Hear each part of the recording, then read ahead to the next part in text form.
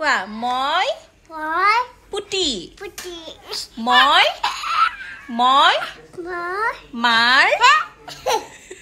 মাৰ মই ধুনু সনু ছোৱালী চলি মই মই বহুত বহু শান্ত গন্ধ অ' মই মই একো একো দুষ্ট ইষ্ট নকৰো সেইকাৰণে কোৱা সেইকাৰণে মামা কট মামা আছে কোৱা সেইকাৰণে মামা কট হত মামা কট মামা কট এই